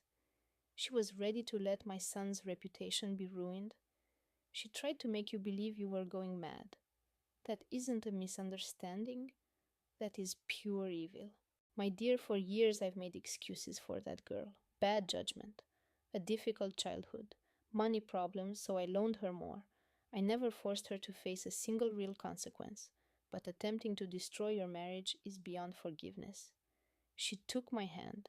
I will provide a deposition. I will show up in court. I will do anything required. This could demolish your relationship with Julia for the rest of your life. She demolished it herself when she targeted my son in law. I am choosing my daughter. I am choosing you. We held each other and cried. Not long after my mother went home, my phone lit up with the name Alex Vance. I put it on speaker. Mrs. Hayes, my counterpart, is willing to meet this Friday at 10 a.m. Mr. Hayes' attorney. They are ready to discuss a settlement. I dialed my own lawyer right away. He wants to negotiate. Perfect. This is the exact result we were hoping for. What if this is just another deception? Let him try. We have everything. The accountant's report, the shell company bank records, the hotel security images, the condo ownership papers, Liam's own text messages, and now your mother's testimony. He is backed into a corner with nothing left but his own wounded pride. On Friday, this will be over. Thursday, March 5th. The day before, Alex's office was like a mission control center. Sarah, Alex, and I practiced our approach for the meeting like a legal team preparing for a landmark case, considering every possibility. On the large conference monitor, our proof was arranged in 4 digital folders. Harrison, my attorney, clicked through the files. Folder 1, fraudulent purchase orders, 42 of them from a ghost company, all originating from Isabella's work computer, embezzling over $600,000 in 36 months. Folder 2, the digital evidence, 96 incriminating emails from her private accounts and the server records to back it up. Folder 3, forgery, a dozen event proposals with a side-by-side analysis proving Liam's signature was digitally copied and pasted. Folder 4 was the personal betrayal. Charges from luxury hotels totaling $100,000, screenshots from my husband's private calendar, and surveillance photos of their secret meetings at the hotel in River North. Harrison's mouse was positioned over an all audio file. Liam _ voicemail _ final _ February _ 2026.wav. 2 minutes and 30 seconds of my husband and my cousin. Tomorrow we remain focused, Harrison said, motioning toward the monitor. We begin with a corporate embezzlement, shift to the affair. Then we play the voicemail. Miss Reed will want to settle immediately, but I am going to make her hear every single second. Once she understands her position is hopeless, she'll advise her client to capitulate. What if Isabella denies everything? I asked quietly. She will try, Harrison reassured me, but Reed is a pragmatist. She will recognize this as an unwinnable catastrophe and push for a resolution to prevent absolute ruin. Then Sophie posed the question I couldn't bring myself to ask. What is the absolute worst thing that could happen? Harrison answered without pausing. She turns down the offer. We file divorce papers on Monday. The scandal breaks in the business journals. Her career is finished, and we sue her for all of her assets anyway. She is left with nothing. Best case, she accepts our conditions tomorrow. A $6 million settlement is wired in 60 days. She signs over all ownership of the contested restaurants and agrees to a strict non-disclosure agreement. We pause the filing. If she ever says one word about this, we will destroy her. Harrison opened the file and passed a document to me. Your aunt was here this morning. She left this for you. I took the envelope. It was 2 pages on a legal pad, signed and stamped by a notary. My hands shook as I began to read. I, Carol Jennings, do swear that between June 2024 and February 2025, I loaned my niece, Isabella Rossi, more than $50,000 for a purported down payment on a new restaurant franchise. I see now that every dollar was to bankroll an affair, a fantasy life she couldn't afford on her own. Back in December, Julia warned me that Leo was under immense pressure at his tech company. She told me to call her first if he seemed distant, to avoid worrying me in my condition. It was all a charade to hide her relationship with my husband. I am sickened that I enabled her lies, and I will say so in court. The words on the page went blurry. She really did it, I whispered. This is catastrophic for her, Albright said quietly. It proves Julia manipulated someone who was like a mother to her. No judge will see that favorably. The office intercom chimed. Mr. Albright, Marcus from Innovate Dynamics is on line 2 about tomorrow. Albright pressed the speaker button. Marcus, what can I do for you? His voice was strained. Can I be there tomorrow? Albright glanced at me, and I gave a slow, firm nod. Your statement would be damning, but Miss Thorne will try to have it dismissed. Are you prepared for that? Why would she do that? She'll argue you have no standing in a personal divorce matter, that you're only there to antagonize, a private family issue. And how do we counter? We argue you are a material witness to Julia's pattern of fraud, using the same tactics on you as she did on Leo's company. It speaks directly to her character, is relevant, and her lawyer knows it. Can she actually stop me? Not a chance. Thorne will object for the record, but you will be heard. The only question is if Julia and her lawyer can handle the truth. Good, Marcus said. I want them to witness the destruction they caused. Albright allowed a grim, tight smile. Be here at 9:45. Bring the fraudulent invoices she convinced you to approve. I'll call you in right after we present the photographs when the tension is at its peak. I'll be there. After the call, Albright turned back to us. Here is the agenda for tomorrow, 10 a.m. Leo, Julia, and Thorne will arrive. Thorne will start with a lowball offer, which I will instantly refuse. We will detail the financial crimes one by one, then display the images from the cloud server, and finally, bring Marcus in for the knockout blow. We give them a moment alone. Then they either agree to our terms or we proceed to trial. But what if he's not in his right mind? I asked, my voice shaking. His counsel will be. Thorne's entire purpose is damage control. The second she sees our proof, she will advise him to accept the settlement. My friend Sarah looked at me. What's our part tomorrow? You are both here for moral support and to witness the signing, Albright clarified. Chloe says nothing unless I give the signal. I will handle all the dialogue. She will only speak to have the last word. What could I possibly say? I wondered. Whatever you need to, he stated firmly. They tried to ruin you. You've more than earned the right to have the final say. I didn't sleep at all that night. Everything was about to be irrevocably altered. I found myself in Leo's home office, where I'd first stumbled upon the synced cloud drive. His desk was perfectly organized, except for a small audio recorder he used for notes. The last recording was titled For Chloe. He had known this day would come. He left me a guide. I'm going to end this, I promised the silent room. Just then, my phone screen lit up with a text from Sarah. You were built for this. Leo is there in spirit. A second later, a message from my mother. I am so proud of you. No matter what happens, remember that. Nothing from Julia. She was undoubtedly with Thorne, rehearsing her lines for the performance of a lifetime. The wronged party. Friday arrived. It was 9:47 a.m. I stood outside Albright's building in downtown Austin, Sarah right beside me. The humid Texas air felt heavy. The polished sign read Albright and Associates, Family Law. Sarah met my eyes. Ready? I thought of Leo. I thought of my sister's deceit, the years of manipulation, and the new life inside me. I remembered his last recorded words. Asterisk. Finish what I started. Yes, I said, my voice solid. Let's finish this. We pushed through the heavy glass doors. We are on the verge of the moment my life either shatters completely or starts anew. Before we continue, just type the word finish below. A warning, the next section is intense. If that is not your preference, this is your chance to stop. You're still with me? Fantastic. Let's begin.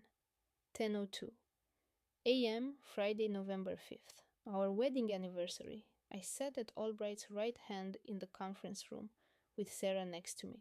One chair on our side remained empty. Across from us, two more were unoccupied. The door opened. Miss Thorne entered first, late 40s, immaculate suit, with a look that said she knew she was walking into an ambush.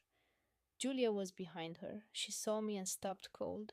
Her eyes were swollen, her makeup a poor mask for her exhaustion. She wore a power blazer like a cheap costume, but her hand shook as she set her purse down. Chloe, Julia started, her voice weak. Can we please speak? Alone, just for a minute before my lawyer Albright cut her off. No, everything said from this point on is on the record. He gestured to the chairs. Please be seated. Her lawyer, Miss Thorne, opened her legal pad. Julia couldn't look away from me, trying to find a sister who was no longer there. Albright straightened his tie. Before we begin, we have one more person joining us. Julia's brow tightened. Who? A sharp knock preceded the door opening. My husband Leo walked in. The color washed from Julia's face. Leo, what are you? He refused to even glance at her. He claimed the empty seat beside me, placed his phone on the table, and said nothing. You can't be here. This is a private. Miss Thorne was already rising. Objection, Mr. Albright. This is a marital dissolution meeting. Mr. Vance has no standing. Albright stayed in his chair, completely unmoved. Mr. Vance is the primary target of corporate fraud committed by your client, his own project manager. Her crimes in that capacity establish a clear pattern of manipulation. Pattern evidence belongs in a courtroom, not a settlement meeting, which is precisely our next stop if this is not resolved today. Mr. Vance is ready to press separate criminal charges for her forging his name on numerous company expense reports. Her actions prove she has a history of defrauding her own family. Miss Thorne leaned close, whispering urgently to Julia. Did you sign his name? Julia just stared back, her jaw slack. The fight drained from Miss Thorne as she collapsed back into her chair. Objection noted. Albright gave a small nod. May we proceed? Miss Thorne cleared her throat, scrambling to recover. Mr. Albright, my client is prepared to resolve this, but we categorically deny these claims. The expenses were all valid project-related costs. Stop! Albright's voice was like steel. Before you commit to that narrative, you will examine our evidence. Our negotiation starts asterisk after asterisk. You have seen what my forensic accountant has uncovered. Julia leaned forward. This is ridiculous. Chloe, I am your sister. I finally met her stare. And you are the woman who had an affair with my husband. Albright opened a thick binder. Miss Vance, I highly recommend you listen. He placed the first report on the table. Corporate account expense. February 3rd, $35,000. He put down another and another. Soon, 16 reports were spread across the table. Every single one bore her forged signature. Over $300,000 drained from his company's capital accounts. Miss Albright studies them, her face hardening. David goes on. All of it was moved to shell corporations like Vance Strategic Solutions or Apex Creative Group. They have no employees, no offices, just P.O. boxes in Delaware. Julia's voice is barely audible. Those were for market analysis. David slides a new folder across the table. These are network logs from Innovate Dynamics.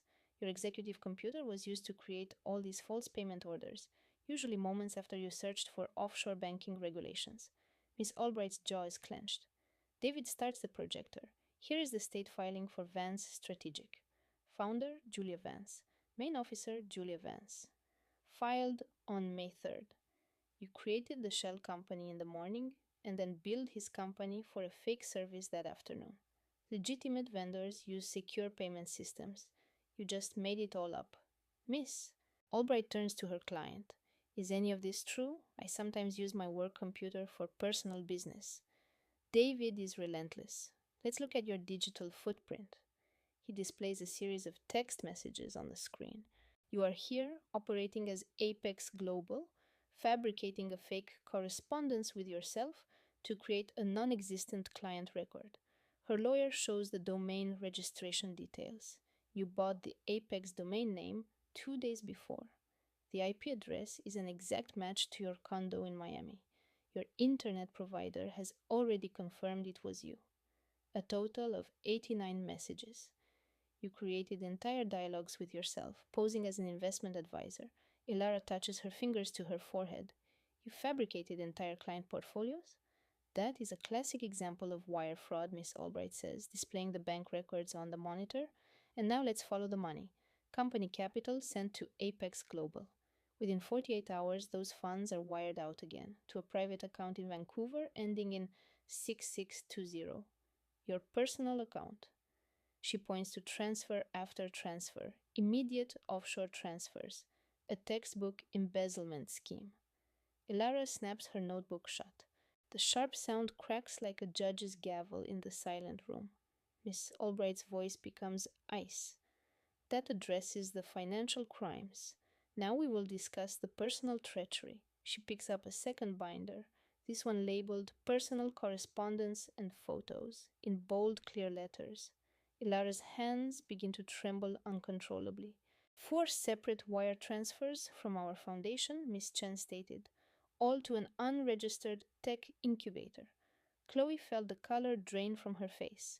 The auditor pushed a tablet across the table. Please observe. The screen showed 2 authorization logs side by side. On the left was Liam's valid approval from last winter. The signature was crisp, assured. On the screen, the approval from a transfer made last month. It was a decent forgery, but rigid. The timestamp was fractured. The security code was flawed. These transactions jeopardized our entire nonprofit status, Chen explained, gesturing at the display, all to channel funds to a shell venture your partner controlled. She showed all 4 comparisons together. She didn't just steal from the charity, she used Liam's credentials to endanger the legacy he built. Chen handed a thick report to Ava's attorney. We had a forensic team investigate. 40 pages. The result, a 99% certainty of digital forgery on all 4 transfers. Clear indicators of authorization cloning, unnatural data packets. She probably lifted the genuine key from a secured file, then used software to mask it on the new transactions. Ava's lawyer scanned the report, his expression grim. Chen continued, her voice firm. Your client used her executive access to pull this off. The very network port used to create the shell venture was used for these fraudulent transfers. Ava finally spoke, her voice a bare whisper. I would never. I leaned forward, speaking for the first time. You were trying to ruin our future. No, Chloe, I swear it. Chen cut her off. We have additional evidence. She opened a final folder. In January, you tried to frame a junior developer, inserting ghost commands into his server logs to link him to the transfers. You told Liam that his wife's own friend was plotting against him, Chen added. But our analysts checked the real server data. The fabricated logs came from your IP address, not the developers. You were framing an innocent person. Ava was now crying, her composure gone. I was desperate. I was jealous of what you two had. Jealous enough to commit felony wire fraud and arrange a complex frame-up, Chen said icily. She closed the tablet cover. Desperation is no excuse for systematic sabotage. Chen lowered the lights and angled her laptop toward us. The screen displayed a messaging app, not an audit report. The dates were all recent. She began to scroll. The room was deathly quiet. My husband's name was at the top. Ava's name was right there with it. Casual messages, plans for clandestine meetings, private jokes. Chen clicked once, and the last piece of proof appeared on the screen. Her voice was flat, and this provides the motive. The affair was exposed in a long thread of texts. Her pressuring him, mocking me, making plans for a life without me. She highlighted one text Ava sent a month ago. She suspects, it said. She is asking about the accounts. We have to move faster. Liam's reply was short: be smart. Her final message on the screen was cruel: I'm done being smart. Once she's lost in baby clothes and bottles, she won't notice a thing. And by then, the company will be ours. She quit scrolling. The thread ended right there. A suffocating silence filled the space, broken by Ava's soft crying. Chen turned off the screen. Direct correspondence from the other party, she said, verified and irrefutable. She faced Liam. Mister? Vance, do you care to comment? Liam finally met Chloe's gaze. His face, a cold, unreadable mask. His voice was empty. A few weeks back, I discovered the unauthorized payments. She admitted she diverted the funds, saying it was to fund our next venture. He slid his phone to Chloe's lawyer. This is not my venture. This was never part of my plan.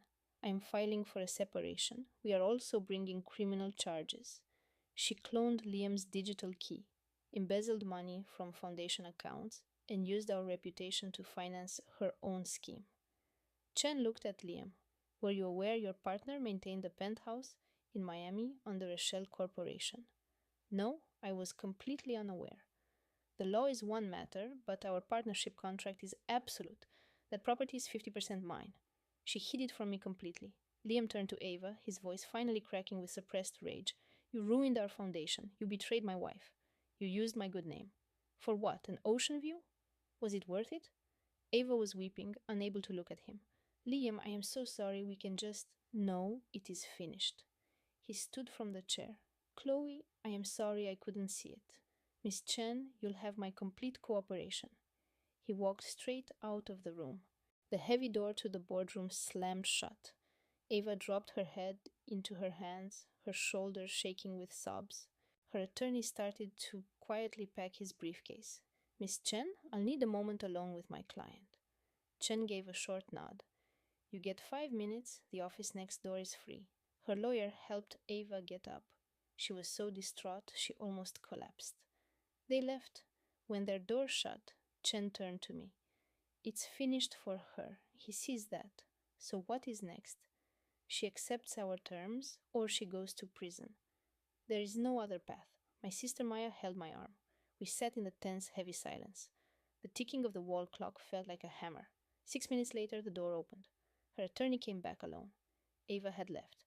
My client concedes to all of your terms total restitution, forfeiting her equity in the company, the deed to the penthouse. His voice was hollow, defeated. Chen nodded. A logical choice. Mr. Vance's lawyer cleared his throat. My client makes one offer. You agree to drop the criminal complaint. She pays back the money, she resigns from the firm. She disappears from your lives. That is the deal. Chen glanced at me. The decision is ultimately yours, Chloe. Everyone in the room was staring at me. Mr. Thorne waited. No criminal charges. Do you consent? I looked to my lawyer. She leaned closer. We should review the specifics before Mrs. Vance answers. Mr. Thorne consented. Full repayment of $1,500,000. Forfeiture of her partner's shares, valued at $750,000. The Miami penthouse. Her resignation is effective this instant. That's $2.25 million, in addition to the property. Chen noted it down. The payment window is 60 days through 2 separate wire transfers. Chen wrote it down. Liam's voice was like ice. The condo keys are to be on this table by 5 o'clock. Your resignation is effective immediately. You will sign a permanent non-disclosure agreement. We will either handle this privately or the alternative is your public ruin. Ava balked. Those things were gifts from Liam. Gifts, Liam shot back, that were bought with our child's future and our family's security. His voice became steel. This is not up for debate. A quiet life of obscurity is a generous offer for what you did. Ava looked at her lawyer, who only shook his head. She required a moment. As she exited, Liam turned to me. Chloe, your decision? I laid a hand on my pregnant belly. Ruining her life entirely. It doesn't feel right. She's family. She tried to ruin ours, Liam cut in, his voice raw. He knew I was pregnant, Chloe. He knew, and he still went through with this. Liam's face softened just a little. She used your compassion against you. A thick quiet settled. If she signs every document and vanishes, this is over, Liam said. But if she ever tries to contact us for any reason, the deal becomes void. That was the proposal. I held his gaze. Then she has one chance. And only one. The door clicked open a few minutes later. Ava returned, her face a pale sheet of fury, her eyes glued to the floor. She fell into the chair. Her lawyer cleared his throat. My client accepts the conditions.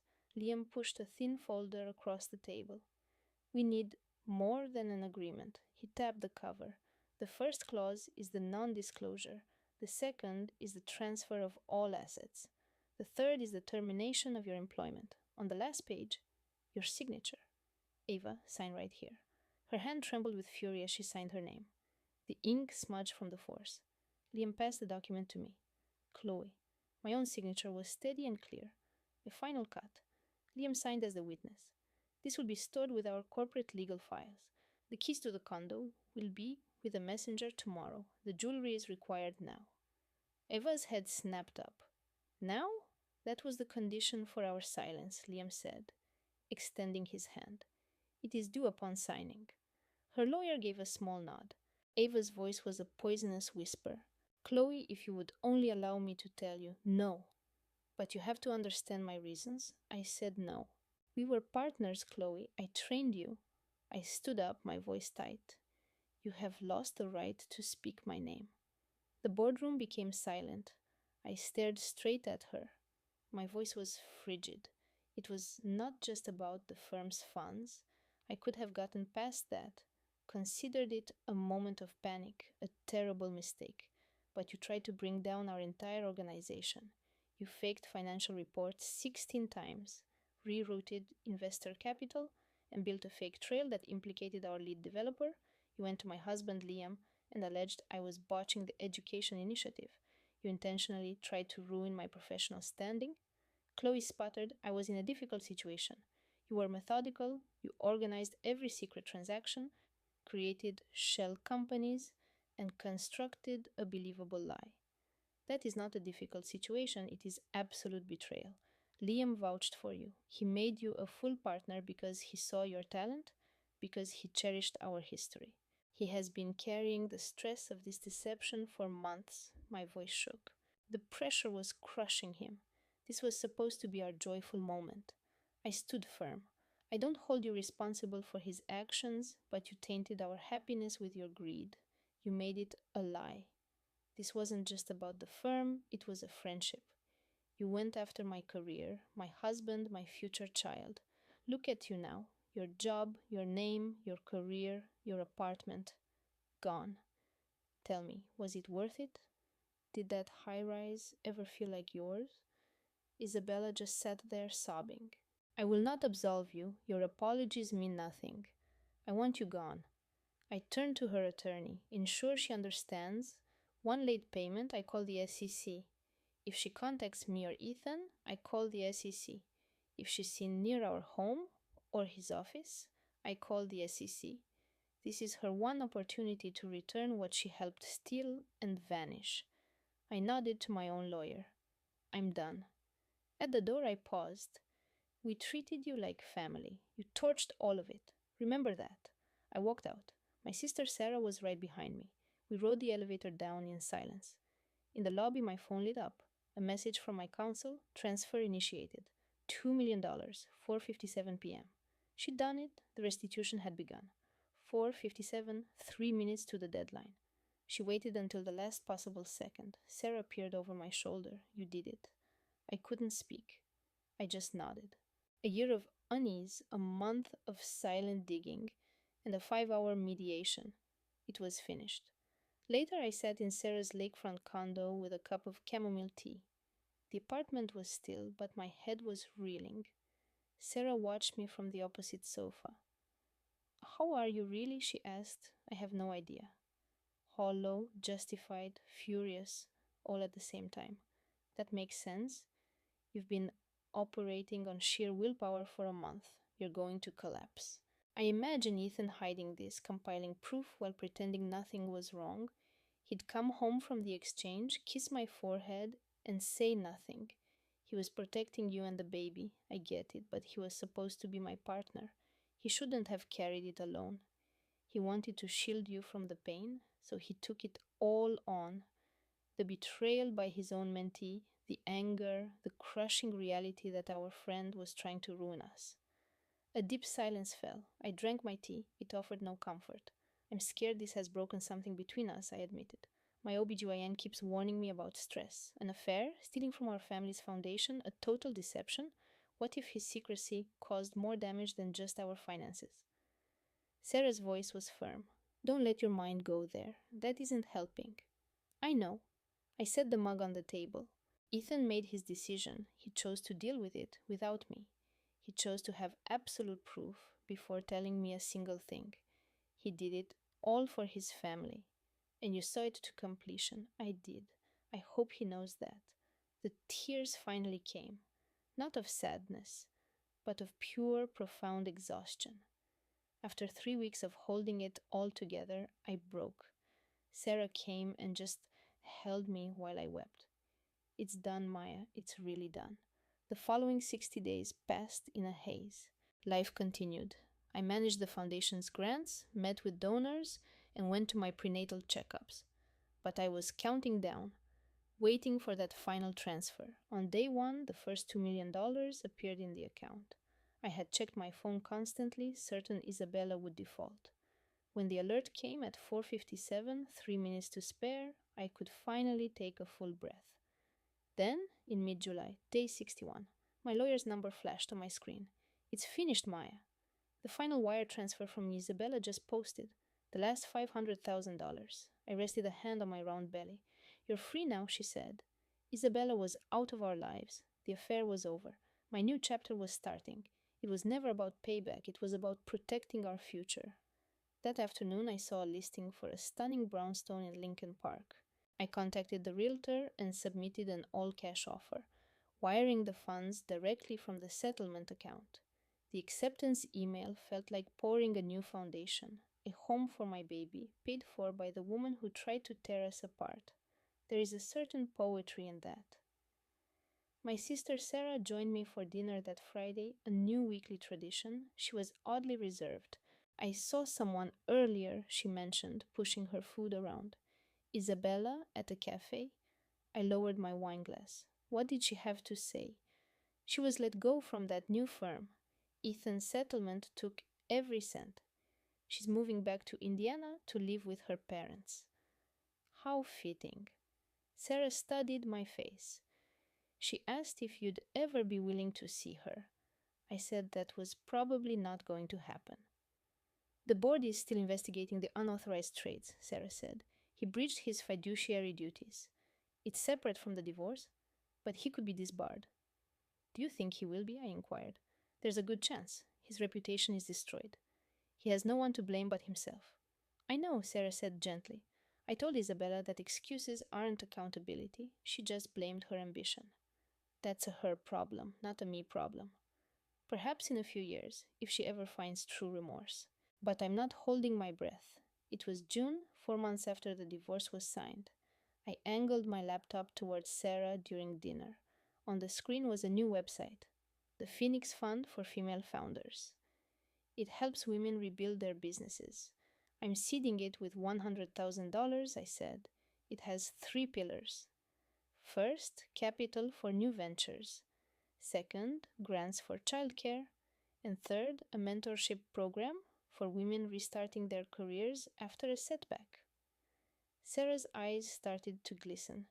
Ethan's betrayal created this new mission. I'm making something better from the ruins. My lawyer is on the board. Sarah even donated $5,000. The very first grant went to a young programmer from Denver. My co-founder pushed me out when I announced my pregnancy. I thought it was all over, she told me. This fund is my lifeline. I gave her a hug, thinking of my own son. We were transforming personal pain into a public good. Tonight, I'm in his newly decorated nursery. The sonogram picture of my son sits on his dresser. Next to it, in a drawer, lies my wedding photo, face down. It reminds me of the truth. Ethan was a deceiver. He lived a secret life with a hidden agenda, but lies always surface. A strange urge made me review our foundation's quarterly statements that morning. Some call it intuition. I call it a mother's instinct, shielding her child from a danger she couldn't name. Finding the wire transfers to a shell company in Delaware, co signed by Isabella, almost broke me, but it also ignited a fire I never knew I possessed. This was never just about a broken marriage. It was about defending my son's future. Don't make my mistake. Never ignore that internal warning. The deepest cuts come from those we trust the most. Trust is earned. Forgiveness is optional, but responsibility is not. When your gut tells you something is deeply wrong, listen. That instinct is there to save you. If this story resonates with you, comment on what justice means to you. Share this with someone who needs to hear it and subscribe for more real stories. Have faith in your own strength and always follow your instincts.